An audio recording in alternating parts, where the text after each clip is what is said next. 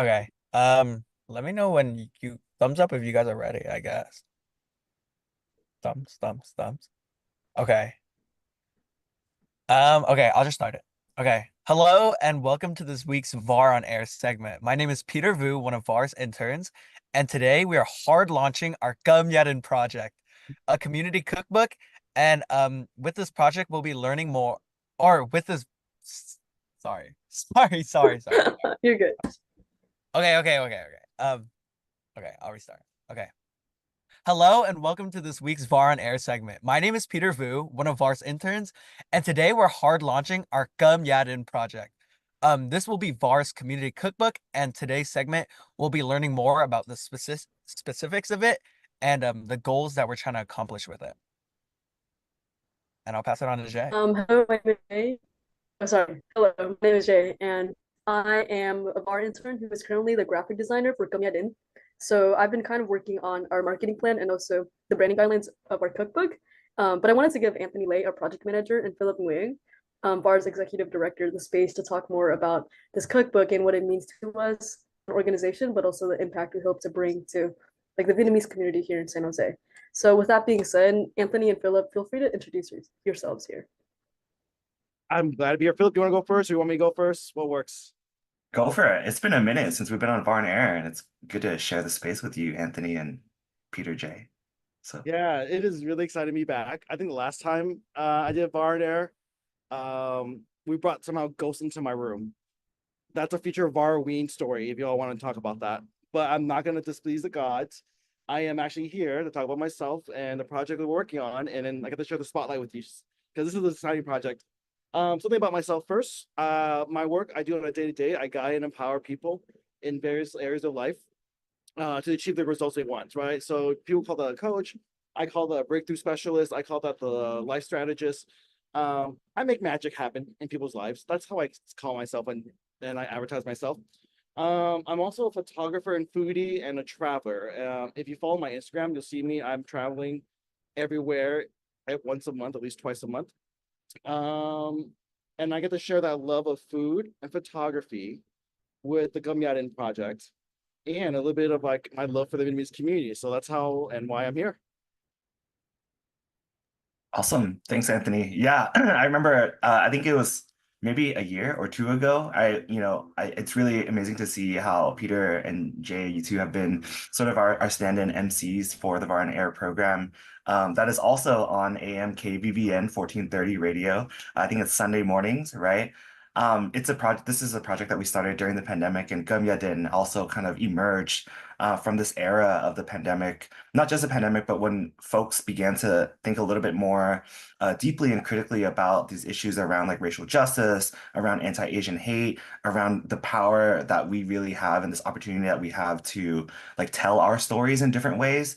But my name is Philip Nguyen, for everyone that I haven't had a chance to meet yet. I'm VAR's executive director. I was brought on as the executive director in 2021. This Cơm Gia Đình project, well, a little bit about me before we even talk about the project, but my background is as an educator. I teach Asian American studies and ethnic studies at San Francisco and San Jose State University. Something interesting about me that has to do with food. My parents were born in Miền Trung, or the central region of Vietnam, and then they like made their way to the south. But growing up, I ate a lot of things that were wrapped in banana leaves, or like, and then like hopped or like steamed up. And so I've been trying to find like really good Hue restaurants around San Jose. It's something that brings me back home, even though I myself don't speak with the Mi'kmaq dialect. So, hopefully I'm able to like gather that family recipe from my parents and what they were able to pick up from their parents, and incorporate that into the cookbook. So back to y'all.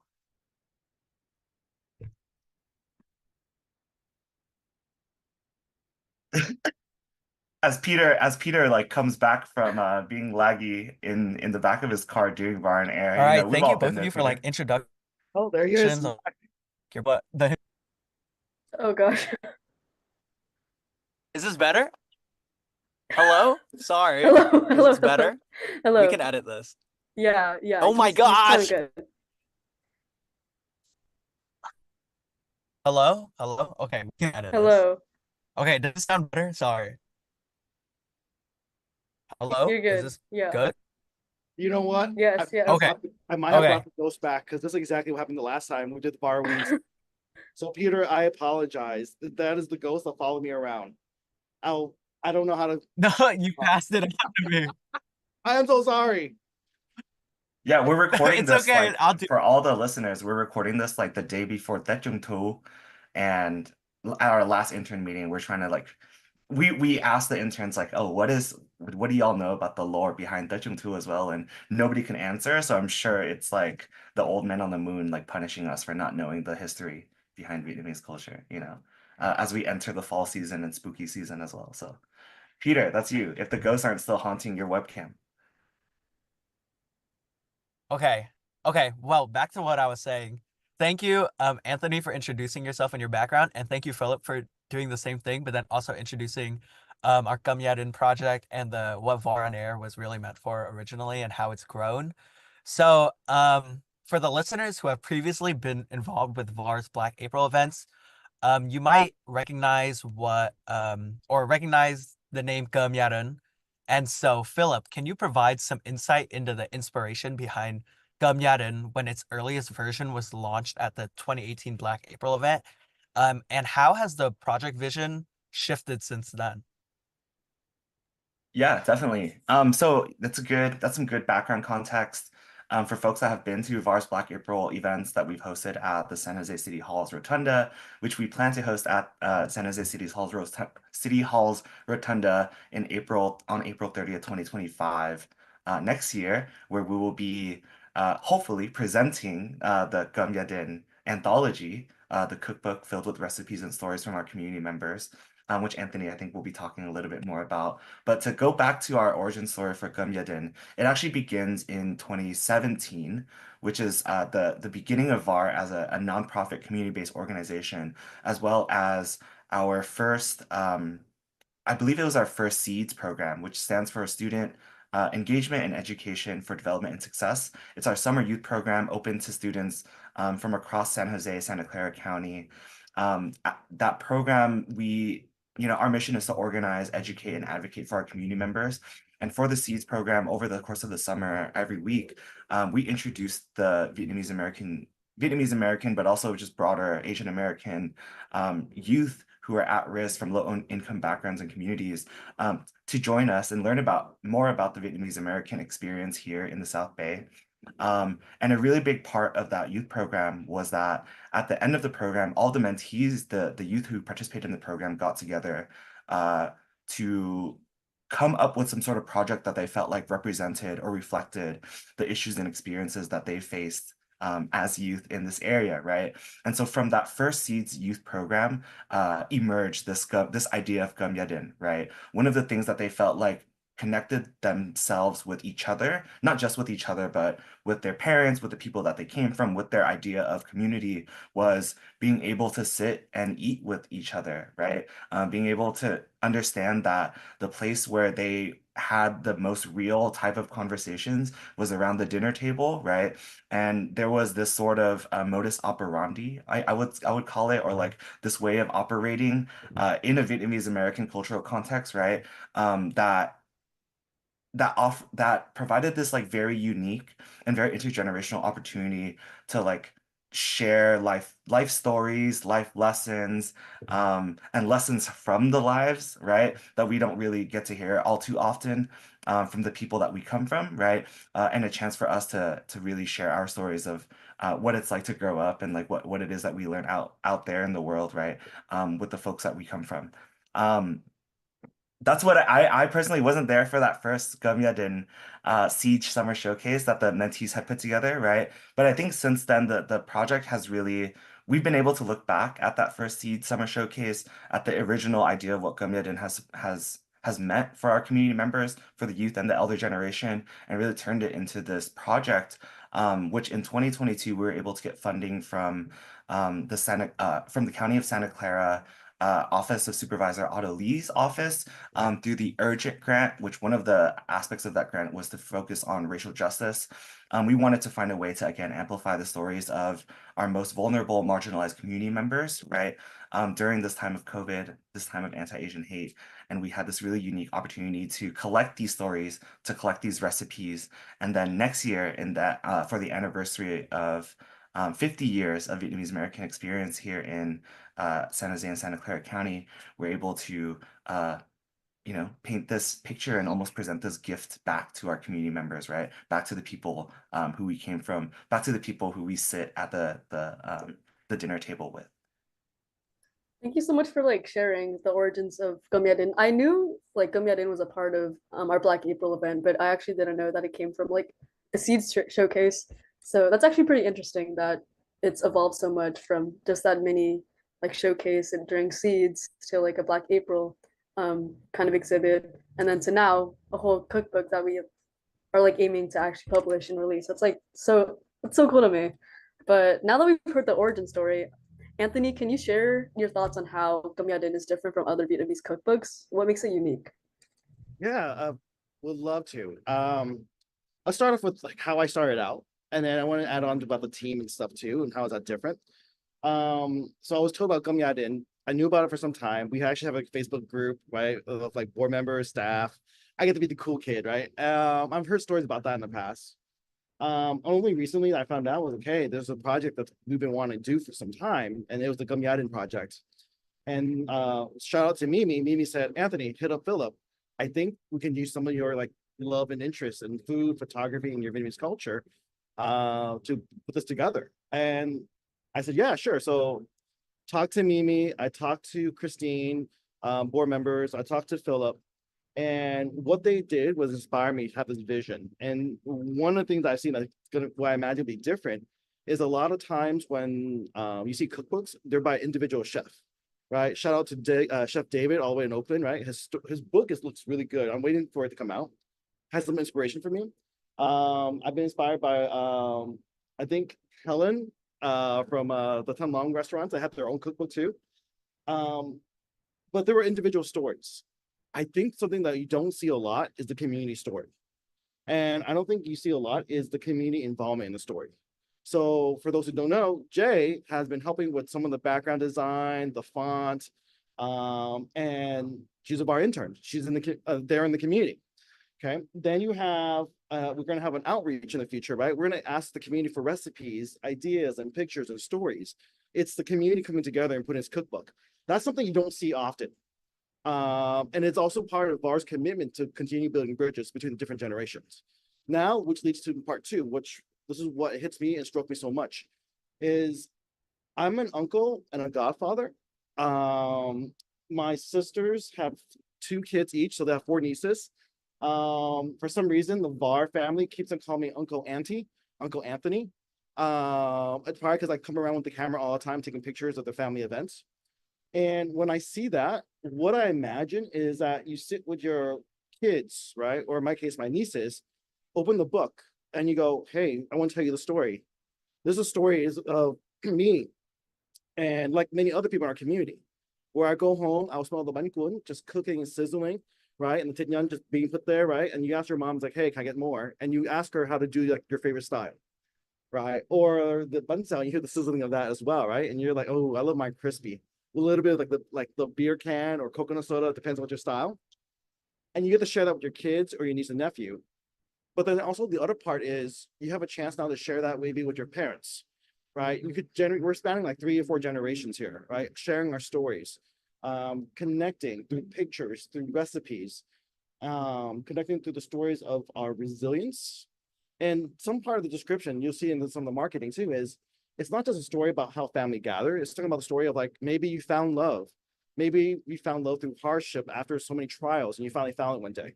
Or maybe it's like, how do I navigate being Vietnamese American, right? Do I want to be a doctor versus I want to be a teacher, right? How do you navigate the conversation with your family, right? A lot of that happens at the meal table. And so I want it to be like the, I guess I want to say like the steward of that vision, right? Between like Christine, Mimi, Philip, the rest of the board, the staff, the Vietnamese American Roundtable community. And overall, going back to the original thing I was saying, right? I see this different from other cookbook is that 1, it's a community-based type of collaboration. And then 2, you got to share these stories from our community, Santa Clara County, San Jose County community, the stories that made us who we are today. And what I also hope, because I do leadership work, is it becomes a launching point and a source of inspiration for the next generation of leaders for our community as well. That was a lot. Yeah, wait, that was actually so good. Thank you, Anthony, for telling us about the community aspect of Cơm Gia Đình and sharing how you view Cơm Gia Đình as more than just a project, but more and as like a chance to share stories and navigate what it really means to be Vietnamese American. And I saw that you shouted out Chef David, and actually shouting out Philip here. Philip actually made us watch a documentary by Chef David called Bloodline, and watching the documentary actually like opened my eyes so much, and it was so great like reflecting on how that documentary was tied back to my Vietnamese American experience as an immigrant child. um so back to Philip after all that. From my understanding, this cookbook will primarily focus on the Vietnamese community-based organizations in San Jose and the Bay Area, or the Vietnamese community based in San Jose and the Bay Area. Sorry. What was the intention behind this concentration, and how do you think this regional focus will shape the cookbook? Yeah, no, thanks for that question. I mean, just like on the topic of shout outs, like the team that we have is really incredible. Like speaking again to the momentum that we've been able to gather for the Cơm Gia Đình project, like it really like the beating heart of this project really was like has been the youth. Like it's been a very youth motivated effort, right? Like from that 2017 seeds, like from the youth, we've been able to carry that momentum through and across like this elder generation of folks who um, we know that our elder generation, like we see that they're passing, right? And we feel that with them because it resonates throughout our community, right? And we feel the urgency of knowing that we don't have as much time to, if we haven't already at this point, right, collect not only the stories of who they were before they were our parents, before they were our grandparents, our aunts, uncles, right? But to learn more about them, perhaps through this vehicle of food, through this vessel of food, which is a big part of like why we wanted to do Cơm Gia Đình, or this anthology project as a cookbook, right? And I want to like Chef Tho David Phu, Memory of Taste, like putting Oakland on the spot in the Bay Area, right? I feel like it's one of our like really big inspirations for why we wanted to like focus on San Jose, Santa Clara County. Chef Thu, we are going to be hitting you up to submit a recipe because he's a friend of ours. He's come out to our seeds program and like spoken, right? I also want to give a shout out to like Chef Nini Nguyen, who I think is from Louisiana and also put out a cookbook called Đặc Biệt. Toi Da Bay, Toi Nguyen also put out a cookbook called Di Ang. And so there are a bunch of like Vietnamese American chefs, influencers. Andrew Nguyen is also like an OG and has released like at least 4 cookbooks and has been around the community, right? And so we are really like standing upon the shoulders of giants when we're bringing the Cơm Gia Đình project to life, to put the lens, right? Like playing off of Anthony's foodie photography vibe, right? To place the lens on San Jose and for to really use this opportunity to like place make San Jose. Santa Clara County is like I'm not from San Jose, Santa Clara County. My family's from SoCal, an hour and a half away from the other Little Saigon, right? And I think like during my time in the Bay Area and now living in San Jose, I really seen like the magnitude of the Vietnamese American community and how part and parcel the Vietnamese American community has been to creating Silicon Valley, right? Like through collecting the stories, through collecting the recipes, we see how Vietnamese American refugees and immigrants have shaped Silicon Valley over time, right? Have been part of how Santa Clara County became Silicon Valley as they were like involved in like putting together like the microprocessors, right? Like actually like part of the process of creating the silicon, right? How so many of our friends and family members, right, worked in like all the auto body shops, all of the nail salons, all of the like hair salons, all of the folks that like have come together and like are in these like shopping centers like Grand Century Mall, which has become like this landmark, right? And at the same time, we have places like the Vietnamese American Service Center, the Heritage Garden, the Vietnamese American Culture Community Center, so on and so forth, right? All these different places, landmarks, milestones for our community that the Viet Museum, right, where that we have been able to call our home, or like we are able to like see it and like have it as a place, right? Like this cookbook, this cookbook, this recipe book, this storybook, we want to evoke that sense, right? That this is something that collects stories from all aspects of the community across generations from San Jose, Santa Clara County, and we're able to call our own, right? And call our own in the same way that we're able to present to the world and say like, hey, did you know that San Jose is home to the largest number of Vietnamese Americans in one city's boundaries outside of Vietnam, right? And did you know that so many of us come from like backgrounds, um, refugee backgrounds, right? Like so many of us escaped Vietnam, Southeast Asia as refugees after 1975. Did you know that it's been 50 years? Like our community has only really been here and like established this idea of community for the past 50 years, right? And we've got so many more years to go. And this is just really, I think in a lot of ways you can see it as like an end, right? I think in so many other ways we see it as like the beginning of how we, the younger generation, right, perhaps can like tell our stories through memory, through food, through storytelling, through story collecting, through all of through art, right? Um, in a way that I think like both honors and pays homage to the folks that we have come from, and also all the folks that are going to be coming after us. Wow, that was like amazing. Like I'm already excited to work on like Cơm Gia Đình. Like I've already been excited. I remember actually during like the interview for this internship, I mentioned being super interested in like Cơm Gia Đình and the concept and like the story behind it. But it's like completely different hearing you connect like Cơm Gia Đình story and our like intentions back to like the city of like San Jose, because I was actually very curious about why we chose to focus specifically in San Jose. I know we had some previous discussions about like maybe including some stories from like OC, since that also has a pretty huge Vietnamese population. But I think it is definitely much more meaningful to have it focus where we are, and especially because San Jose is the city with the largest Vietnamese population. But moving back to Anthony, Cơm Gia Đình places a special emphasis on intergenerational storytelling and cultural preservation. How do you see the act of sharing family recipes deepening the connection between older and younger Vietnamese generations? Ooh, I mean, let's be honest. Let's start with the recipes. If you want a recipe of pho, you could probably Google that online, right? The type of actually, it's really funny because my joke is you could Google Vietnamese food, and all you get is pho recipes. So our book, along with other Vietnamese chef, you'll have more than just pho. So I mean, that's an easy target for us. But the other part, I think that's really cool, how it deepens the relationships between the different generation, is that you're telling people stories. As a preliminary, I've walked around, talked to a couple people, right? One of our board members mentioned this, that like, so there's actually, let me start back. There's this joke that goes around that my mom makes the best pho. Everyone says that.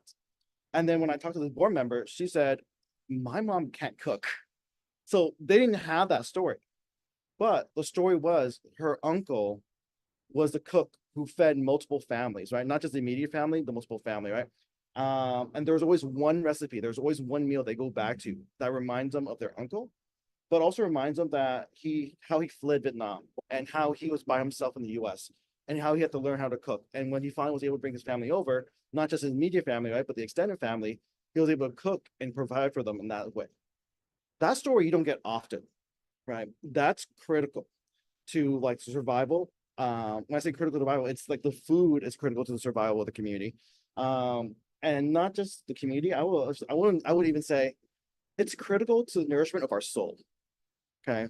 I've heard stories, and you still hear it too. A lot of our elders, they really miss Vietnam before, and they still have that longing for Vietnam. Right. And so by having the longing, the stories, the food that connects it, now we're building a place of compassion.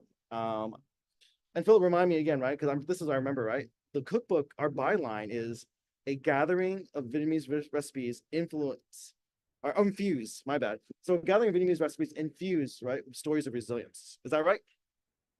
Yep, I see a thumbs up.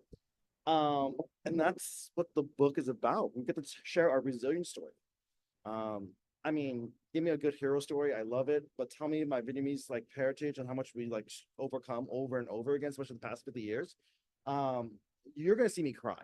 And I think that vulnerability, that softness that we can then provide to our elders, to us, and then to our next generation will allow us a more heartfelt compassion understanding for us. And from that place, I think we could grow even better, more improving, more growth sustained community. Yeah, thank you for that. It's great to see the emotional connection that you have with this project. And I couldn't see anybody better to be leading this project actually. Like the way that you care about it and you talk about it. So I have one more question for me to you guys, and this is going to be an open question to either of you. Can you speak on your personal connection to this project? Maybe even sharing a recipe that deeply resonates with you and your family. And what motivates you to bring Cơm Gia Đình vision to life? Philip, can I go first? Because I want to add on to what Peter was saying. Because you mentioned a little bit about, like who else could be better to lead this project. Um, Here's my thing. I'm not being humble in any way. It's a team effort. It's something I've learned over and over again. When you face lots of hurt, you face like a loss of something like a country, mass amount of trauma, it's so easy to go back and be in survival mode. And a lot of times when you're in survival mode, you kind of end up thinking for yourself a lot. You're trying to be more self-focused, self-interested. And this is not to bash on anybody, but as I was growing up, I felt like there was a lot of self-interest on a lot of Vietnamese community because there was so much hurt. Just like when you don't get your needs, when you don't have your needs met, you act from a place of like, I need to take care of myself. Then when you get there, I need to take care of my family. And by the time we're so done and we're exhausted, there's nothing else for the community. I want to take that what was given to us already, right? The amount of like love and sustain and the level of gifts. I mean, the amount and sacrifice that was already been given. I want to use that as this inspiration. I was like, okay, can we now move? Can we find a way to work together? And so this place is more of a place of I want to create this with the team to honor the sacrifices, how much we've grown. And part of the honoring is learning how to work together. And so when you said that, I really appreciate that. I just project manage, right? I'm not gonna be doing the photography. It's the community's gonna do the photography, right? I just have an idea of what people want and I put it together. With that said, I think I'm gonna answer the second question part, right? It's like, I think you asked about the recipe or a recipe that's important to me. Yeah, a recipe that's important to you guys. Oh, bánh cuốn, that will always hit me. I could see myself just walking in the door, smelling it like in my house, right? And then my mom just like flipping the bánh cuốn. I'm like, oh shoot, she just started, right? And you turn to the right, and she had a whole pile of bánh cuốn next to her, ready to go, perfectly made the way I want, right? It's like the perfect amount of thinness, right? The perfect amount of meat in there, tons of like mum, right? I'll down like 10, and I'll be like, can I have some more? And yes, there were times I had 20 bánh cuốn. And that one matters to me because I am taking care of my mom now. She has dementia, right? She's struggling. But it's one of those few memories I have left that I really cherish, where she was able to do it in such a wholesome, loving way, right? It's one of those memories I cherish where she was able to fully love unconditionally, right? Where it was not hindered by all the other trauma. And so for me, when I think of bánh cuốn, that's what I think of, right? I can't really walk into a bánh cuốn store without kind of having a little sad feeling, that sad feeling, but also feeling nostalgia, but also feeling love. So if you want me to cheer me up, make me tear up, take me to a bánh cuốn restaurant, and I'll tell you all my stories. Man, I hear bánh cuốn mọc ông tả is pretty good in Vietnam town, from what I heard. I haven't been myself, but we also want to highlight some of the small businesses, like in addition to other family recipes, right? That make San Jose and Santa Clara County like this hub for Vietnamese American excellence. When it comes to like culinary Vietnamese American culinary excellence, right? I feel like that's really incredible that we don't talk about a lot or enough. The food scene here in San Jose, in addition to all the foodies that come and go. Man, y'all, this is a really good question. I think, um, I going back to the byline Cơm Gia Đình, gathering 50 years of Vietnamese recipes infused with stories of resilience. What comes immediately to mind is I remember being like growing up and playing games like on my Game Boy, playing Pokemon, whatever it is, cooped up in my room, should have been doing homework, probably should have been doing more homework, but playing games and then like I hear it, right? Like, hey Philip, mày ra dọn bàn ăn, you know? Like I just hear it and I'm like, oh shoot, like trigger, you know? Like I gotta go out there, like wipe the table with like a Clorox wipe or something, wet a paper towel, wipe it down, get like the whatever it is that we're eating that night, get like the like muỗng đũa, like mía, whatever it is, right? All the stuff. Lay the table out depending on how many people like are eating that night. If we like on the rare occasion that both my parents aren't like are at home at that point in time, right? They're not working, out working. If we have guests over, that's like a whole nother thing. We got to get out like the nice like flatware, tableware, like the settings, right? All that sort of stuff. And you know, the byline gathering 50 years of these recipes, right, really feels like a yang bang ang for our like community, right? Like we as an organization, like our team is trying to set the table so that people can come over and share what they've got, right? Like I feel like growing up in a Vietnamese American household, in a Vietnamese American family, like a family gathering wouldn't be right without people bringing whatever it was that they cooked up at their house for a potluck, right?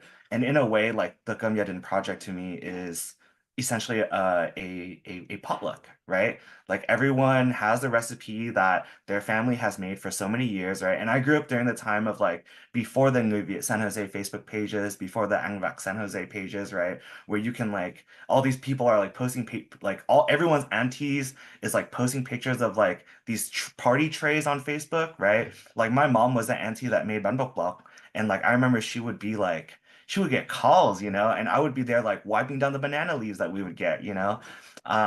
It was different. It was a different time back then, you know, but kind of like paying honoring that and thinking now about like how much access we really have to the people who have this memory, these memories, right? And the people who have these skills who I think like I perhaps like took for granted or overlooked growing up. I think this project is really for them. And that's my own personal connection, right? Like I watched so many YouTube videos on like Michelin starred chefs and all these like culinary masters, right? I can't tell you how many episodes of Iron Chef I've watched. I'm like, I think the true Iron Chefs or like the golden chefs are really the ones in our family kitchens at home, you know, who are like cutting the vegetables and like preparing all the fish and all the row and everything, right? And I really do hope that this Cơm Gia Đình anthology offers us a respectful way for us to clear the table while the master chefs are doing uh, are are are are doing what they are experts at, right? Have a ha and that we're able to really like have an opportunity to like enjoy that like their craft, while at the same time like have these like very very real conversations about like maybe like how they picked that craft up, maybe like where it is that they came from, maybe like what like lessons they might want to pass on to us before it's too late, right? So. Yeah, thank you so much for talking about your guys' like personal connections to Cơm Gia Đình. It definitely makes it feel like definitely like kind of humanizes the project even more. Being able to hear the stories behind the people who are working on this. But that was basically like our final question. The last question I have is not really like a super crazy question. Um, I just wanted to give you guys the opportunity to share how our listeners can submit recipes if they're interested, and also what's requested within the submission form. Yeah. So by the way, if you haven't figured it out yet, there is a play on word, a gathering. So this book is meant for you to gather. This book is meant for you to gather the recipes, our stories of resilience, but also gather your family to inspire you for more gatherings. We were very, oh, I know, we were very cute, very mindful, very demure about this. I also know that this episode now will not age very well, but just because I use that line, please forgive me. Yeah, so I wanted to also add one more thing related to this. One is that we're looking for recipes, right? We want some of your family recipes. We want your stories. We want your photos. And so a couple things to help ensure that if you're a little shy and you're like, oh no, I don't know if I can share my story, I don't have to about my photos. We're organizing a workshop happening in October, where we're gonna do some writing workshops and photography workshops so people get to practice that. And then to find out more information and to submit your submissions, you can go to varoundtable.org, go on IG or Instagram at VA Roundtable, or you could sign up for the form or find the form at tinyurl.com/VARCGD25. Okay, VARCGD25, CGD as in Cơm Gia Đình. And I think hopefully we'll have a show note that they can just click on it if when they see the episode, if they go to our website, correct? Cool. And then did I get everything? I think I covered everything, how that they can like participate, how they can get level up if they want to level up, if they feel a little shy. Your story is perfect, by the way. Just submit. Yeah. Hand it back to you, whoever. Okay. Yeah. Thank you for sharing how we can share our recipes. I'll definitely tell one of my parents to submit a recipe that they want to submit. If is there anything else that you guys wanted to talk about? Because I think we're reaching the end of our segment. Yeah, Philip? I think just adding on to Anthony, like, if you're not convinced at this point in time to try to collect a recipe and a story and submit, just reach out to us, contact us, DM us on Instagram. On our website, there are also like storytelling kits in both English and Vietnamese, and some conversation starter prompts that might be helpful for you, right? How to set the stage to have a fruitful conversation, because you already know cut up fruits is the Vietnamese American language of love. How you can select a recipe that represents your family, because that might be kind of hard. Like different prompts to explore your family history, and then how do you actually get to the part where you share your recipe and your story, right?